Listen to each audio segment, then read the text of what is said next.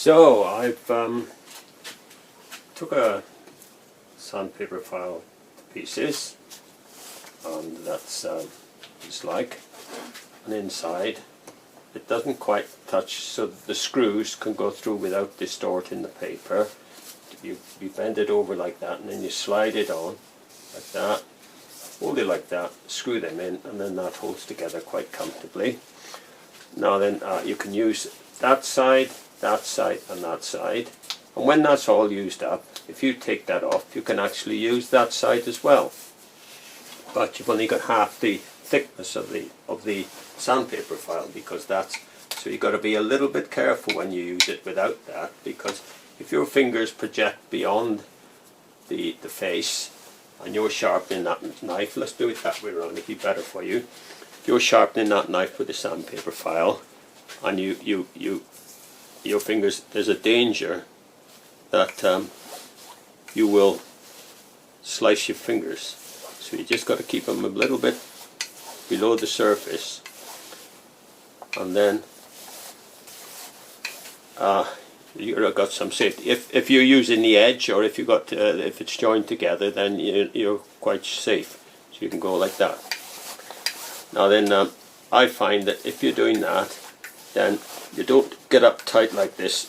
You want to keep it well away from you, and use the full length of the sandpaper file and go down the blade all the way.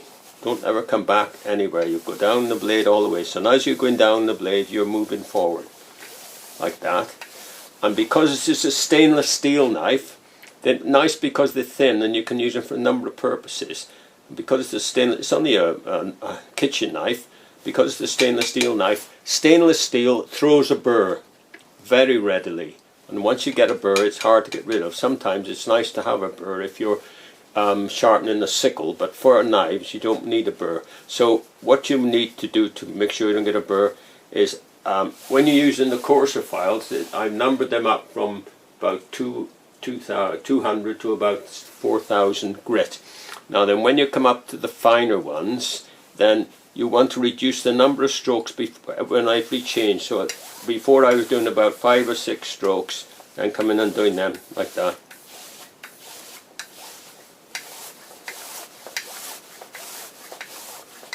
Whereas with a stainless steel knife, you only want to do about 2 or 3. 1, 2, 3. 1, 2, 3. 1, 2, 3. 1, 2, 3.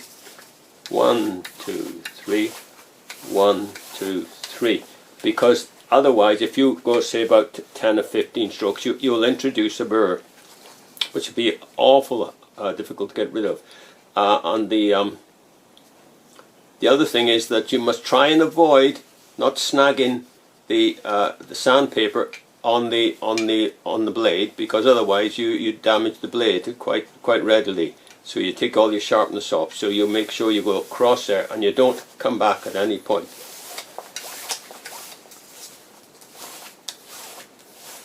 Nice long strokes. Make use of all the sandpaper. And if you want to use the back side, you can do it. If you use the front side, obviously you could put the rest of the sandpaper file together, and you could use it that way. So that's that. You've got a billock here. This is my dad's billock that I had it for a long while, and I sharpened this with a sandpaper file, which you can do.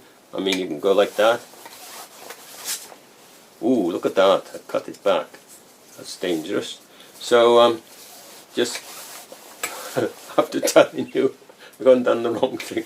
1, 2, 3. 1, 2, 3. So that's taken the edge of that now and cutting through the sandpaper, because obviously it's got grit on it, and that will have taken that edge off. 1, 2, 3. 1, 2, 3. 1, 2, 3. 1, 2, 3. And you can get quite a good edge on there. I mean, I don't know how sharp these are now, because it's a damp day, and have we got any paper? Yeah, we got some paper here. It's a damp day, and when it's damp, it tends to get into the paper and it won't cut. But we just try it, see what happens. Just see if that'll cut newspaper. So that cuts alright. So that one's okay. Let's just try the billock, see if that will cut. Might do. But it might not, because I damaged the edge with the by cutting it back. Oh, it cuts alright. Yeah. That's alright. That's not bad for a billock.